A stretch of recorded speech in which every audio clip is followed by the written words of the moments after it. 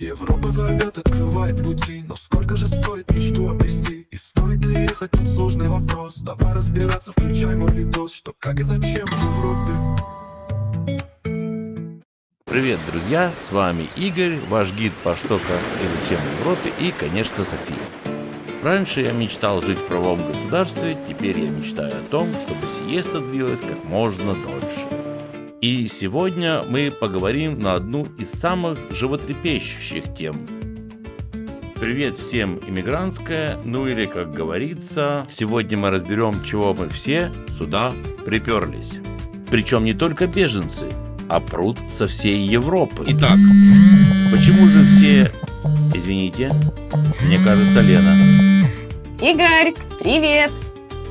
Слушай, я тут посмотрела сценарий, у меня много вопросов. Ну вот первое, ты говоришь, почему вы приперлись? Как будто ты родился в Аликанте. Привет, Лена. У нас был полный бак дизеля, канистра с собой и банка сала. Мы эмигранты не просто так, мы эмигранты с интеллектом. Интеллекта у нас хоть отбавляй. Слушай, ну да, интеллект у тебя остался, раз ты продолжаешь работать удаленно. Ну, а сало у тебя же отобрали еще на границе с Польшей. Игорь, ты что там, прям с пляжа вещаешь? Слушай, ну у нас тут не хамон, погода ужасная, слякоть, холод, почти минус. Вот объясни мне, как журналисту, как человеку, который много путешествует, почему люди бросают все и едут вот в эту вашу Испанию, где, по слухам, даже пособия беженцам не платят. Это ж не Германия, где можно просто так сидеть и получать деньги. Лена, вот и ты попалась на крючок стереотипов. Пособия, говоришь? В Испании есть много других плюшек, которые вполне перекрывают жажду халявных денег. Это вам не бургеры с калькулятором, это вам Испания. Готовься записывать, потому что сейчас я тебе, а заодно и нашим зрителям, открою причины, по которым Испания – это не просто страна, это диагноз. И он, к счастью, неизлечим. Что, как и зачем в Европе? Лена, причина номер один – это то, что в Испании после 8 вечера жизнь только начинается. Вот ты, по долгу своей журналистской работы, бываешь же во многих европейских странах, ты сама знаешь, что если вечером уставшая ты захочешь выпить чего-нибудь для сну, то не факт, что ты это найдешь. А в Испании после 8 вечера что пиво, что вино льется рекой. В отличие, например, от Германии, где после 8 вечера улицы превращаются в такие себе декорации фильма про зомбо-апокалипсис. Все по домам. По-моему, даже кошки и собаки прячутся, чтобы, не дай бог, не попасться кому-то на глаза на улице. А вот гляну в стороны. Гроб с покойничком летает над крестами. А вдоль дороги мертвые с косами стоять. И тишина. Ну да. А здесь, как ты видишь, вот сейчас 10 вечера, и еще есть места в кафе, то есть еще не все пришли. Поэтому это, конечно, не может не привлекать сюда людей, которые хотят после работы немножко расслабиться, поднять себе настроение, да и, собственно говоря, потрепаться ни о чем. Иногда просто потрепаться ни о чем. Но ведь это же прикольно и здорово. Игорь, ну вот не драматизируй. Да, в Германии порядок, но отнюдь не склеп. Склепами называют разве что магазины в Польше, но и там они есть. И в Германии, и в Польше магазины и кафе работают. Да, не всю ночь, но все Нет, же. конечно, есть. Не, конечно, есть и кафе, и рестораны. Только вечером на улицах этих цивилизованных стран ты себя чувствуешь как последний выживший. Я помню, после длительного перелета, переезда на машине, я бродил по одному австрийскому городку в поисках еды. Мне там пальцами местные жители показали на единственный работающий бар. Я зашел туда, спросил, что у вас есть из еды. Они сказали, пиво. Я такой, о, слава богу. Ну а что там к пиву? Сосиски? Они говорят, не-не, только орешки. Ох, и наелся я тогда орехов вообще. А в Испании нет. В Испании жизнь кипит, ужин, да пожалуйста. А все почему? Нация требует праздника. Испания – это страна огромной, нескончаемой вечеринки. Сейчас покажу яркий пример. Обычная суббота в маленьком испанском городке, население в 30 тысяч. И это не день города. И сегодня нет никакого праздника. Просто суббота и просто выступает певец с мировым именем. Вот смотрите.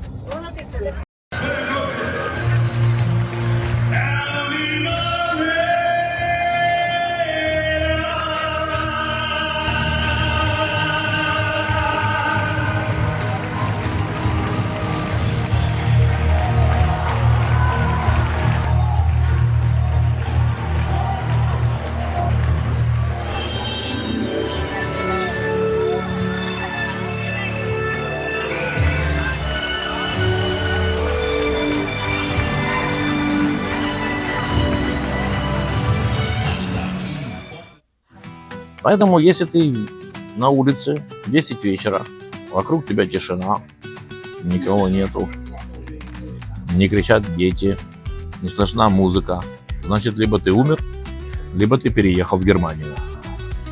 Поэтому даже те, кто живет вот в таких а-ля цивилизованных европейских странах, просто втягиваются в этот испанский кайф и драйв и переезжают сюда именно за тем, чтобы просто жить в стране постоянного веселья, постоянных вечеринок. Но ведь это же здорово. Что, как и зачем в Европе? Вот, Лена, плавно переходим ко второй причине. Для многих главной, по которой сюда не только едут, но и остаются здесь. Испания – это просто подарок судьбы для тех, у кого есть дети. Это начиная от того, что каждая детская площадка должна быть в обязательном порядке оборудована прорезиненным покрытием, чтобы дети себя не травмировали. И заканчивая тем, что школьники старших классов могут выбирать себе друзей, с которыми они будут учиться в одном классе. Кстати, как пример, если вы приехали в Испанию и подались на беженство, ну и вместе с ребенком подались, то будьте готовы к тому, что через неделю к вам домой придет социальный работник и спросит: а почему ваш ребенок не в школе? И отговорки по поводу того, что он учится удаленно, не прокатывают. Ребенок обязательно должен ходить в школу. Все государственные садики и школы абсолютно бесплатные. И по качеству как преподавателей, так и оснащения они ничуть не уступают модным частным школам или садикам. В Испании к детям не относятся как к маленьким взрослым, которых нужно воспитывать и держать в ежовых рукавицах. А здесь к ним относятся как к маленьким королям и королевам. Ну-ка, можно с этого места поподробнее? И не спеши, я записываю. Что, прям как королям? У нас вот, например, если ребенок голос чуть повысит на улице, на него уже косятся. Короче, Лена, прикол. Моя София, маленькая принцесса, начала тут мне показывать язык. Ну, вот как это выглядит. Кстати, нам осталось всего каких-то 70 человек до 1000 подписчиков, представляете? И это за 1,5 месяца нашего канала. Поэтому прислушайтесь к Софии, поддержите наш канал и подписывайтесь, если вы еще этого не сделали. Потому что у нас не просто весело, у нас еще и полезно. Мы наснимали очень много разного материала про Испанию, и не только про Испанию, а про Европу вообще. И нам хотелось бы, чтобы вы нас поддержали и показали, что наша работа вам интересна. Поэтому подписывайтесь, ставьте лайк, ну и мы продолжаем. Так вот, как отец, ну, естественно, строгий отец и как адвокат, я начал Софии читать лекцию. Это что за поведение? И она мне раз еще раз язык. Ну, я был уже, честно сказать, на грани ее воспитывать. И тут выясняется, что показывать язык Софию научили полицейские. Что? Полицейские? Это как? Ну, то есть, представьте, едет полицейский на мотоцикле, видит Софию, останавливается, снимает шлем, показывает ей язык и едет дальше. И будет очень рад, если она ему покажет в ответ. Игорь, ну я тебя умоляю, это что, шутка? Что, действительно стражи порядка? Да такого не может быть. Конечно, это немыслимо в какой-нибудь цивилизованной Европе. А в Испании здесь это норма. Дети гуляют до 12 ночи, орут в ресторанах. Никто им слова не скажет. Потому что они дети, и они должны быть счастливы. А счастливые дети – это залог счастливой страны. И это не только полицейские. Конечно, им никто не приказывает показывать язык детям, но еще такого не было, что мы гуляли по улице, и нам просто кто-то не улыбнулся из взрослых. Это просто такая национальная черта, забота о детях. И к детям действительно относятся как к маленьким королям. Поэтому, если вы заботливый родитель и ваш приоритет в жизни ребенок, Испания вам точно подойдет. И это точно одна из тех причин, по которой сюда очень много и приезжают, и потом остаются здесь, в Испании. Что, как и зачем в Европе? Причина номер 3, конечно, жаркий испанский климат. Безусловно, те, кто живут в холодных странах, приезжая в Испанию зимой и видя плюс 10, конечно, хотят сюда переехать. Кстати, вы знаете, кто в прошлом году больше всего купил недвижимости в Испании? Не обольщайтесь, это не славяне. Больше всего недвижимости в Испании в прошлом году, по данным нотариального реестра Испании, купили британцы. Ну, конечно, есть с чем сравнивать. Ведь Испании зимой плюс 10, это уже как бы холодно, и все очень даже одеваются. И если зимой выйти прогуляться по пляжу и увидеть, что там кто-то купается, то это точно либо британцы, либо суровые норвежцы. А так, конечно, летом вышел на пляж, погрелся на солнышке. Балдеж. Игорь, ты точно там не заболел от перегрева? Не, Лена, я просто понял, что жить в хорошем климате – это тоже счастье. И рачительные европейцы переезжают сюда еще и потому, что здесь намного дешевле, ведь не нужно зимнюю одежду. Ну вот, например, вот так выглядит шкаф того, кто живет в холодном климате, а вот так он выглядит у тех, кто живет в Испании. Ты представляешь, какая колоссальная экономия денег от того, что ты живешь в климате, где тебе не нужны ни зимние шапки, ни зимняя шуба, ни сапоги, ну или там подштанники, например. Поэтому, конечно, в Испанию переезжают еще и с точки зрения того, что здесь достаточно экономно, ведь не надо тратиться на отопление, на кондиционеры, на зимнюю одежду. Да что там говорить, даже на зимний подогрев сидений в машине тоже тратиться не надо. Поэтому климат – это одна из тех причин, по которым переезжают в Испанию. Да, бывает, как мы уже говорили в других видео, и жаркие месяцы, конечно, бывает. Но это всего 1 месяц, его как раз и можно пересидеть у себя в Британии.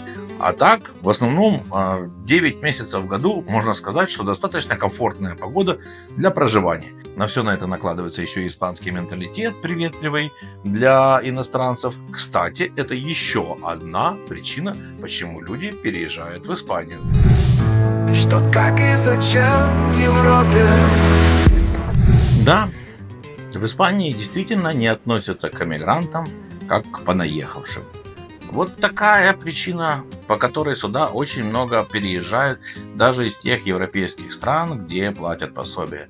Потому что в Испании нет такого понимания, как то, что ты приехал из другой страны, поэтому ты в чем-то ущербный или ты какой-то не такой. И это одна из тех причин, почему сюда очень много переезжает даже из тех стран, где нашим соотечественникам платят пособие. Именно потому, что там к иммигрантам относятся с большим пренебрежением. Этого нет в Испании. Здесь к беженцам или к приезжим, или к иммигрантам относятся как к долгожданным гостям. Игорь, ты серьезно? Что, прям долгожданный гость? А если у меня нет 1 000 000 евро, я тоже буду гость, которого очень долго ждут? Да, Лена, потому что одна из основных прибыльных статей Испании – это туризм. И поэтому испанцы прекрасно понимают, что туристы приезжают сюда и еще и привозят деньги. Хотя последний год в Испании уже даже начинаются протесты относительно того, что огромная волна туристов приезжает в Испанию. Кстати, и есть и протесты по поводу того, что приезжающие поднимают арендную плату на жилье. Ну, то есть они скупают недвижимость, и недвижимость в Испании становится менее доступна местным жителям. Но, тем не менее, это никак не меняет отношение, по крайней мере, пока приезжающим сюда. Никогда я не видел здесь, чтобы кого-то ущемляли, потому что он понаехал. Да, испанцы прекрасно понимают, что сюда едут иммигранты, значит, везут сюда деньги. И даже без миллиона евро здесь можно чувствовать себя совершенно спокойно с точки зрения моральной. Отношение к вам как к полноценному гражданину и жителю этой страны. Дружелюбие испанцев – одна из тех основных причин, почему сюда очень много переезжает, в том числе и на постоянное место жительства. Но есть еще, к сожалению, и одна причина, которая последние 3 года становится практически одной из главных и ключевых. Что, как и зачем в Европе? К сожалению, еще одна и немаловажная причина, по которой переезжают в Испанию, это геополитика. После начала войны на 2-м месте после британцев по количеству купленной недвижимости находятся немцы. И не поверите, в прошлом году поляки купили в Испании недвижимости на 35% больше, чем они купили в 2023 году. Это еще одна из причин, почему эмигранты массово переезжают в Испанию. Конечно, здесь есть и великолепные дороги, в отличие от Германии или той же Франции. Они бесплатные. И я помню, когда мы ехали в Испанию, то на этих дорогах во Франции мы оставили порядка 200 евро. Конечно, это вкусная испанская и недорогая еда. И все это вместе создает вокруг Испании такой ореол страны благоприятной для проживания, даже если у вас не сильно много денег. Но, к сожалению, если у вас совсем нет денег, то Испания, наверное, не очень для вас. Выбирайте страну, где вам будут платить пособие, потому что, несмотря на дружелюбие испанцев, на недороговизну еды, на бесплатную медицину, бесплатно вас здесь содержать никто не будет. Что, как и зачем в Европе? Игорь, ну вот ты меня почти убедил. Почти.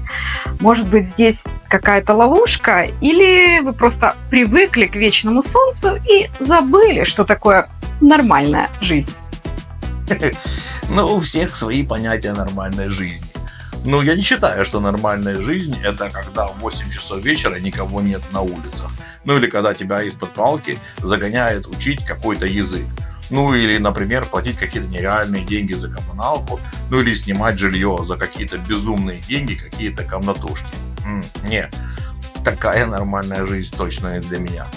А что вам нравится в Испании и хотели бы вы сюда переехать? Пишите нам в комментариях. Также предлагайте темы, о которых хотели бы знать больше. Мы все читаем и ко всему прислушиваемся. Спасибо, что смотрите, и подписывайтесь, кто еще этого не сделал, чтобы не пропустить наши свежие выпуски.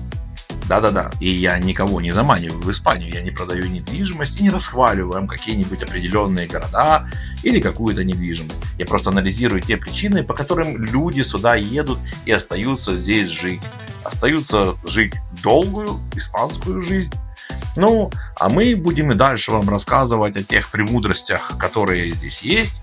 Поэтому не забывайте подписаться на канал, поставить нам лайк. Ну и ждите нашего следующего видео через неделю.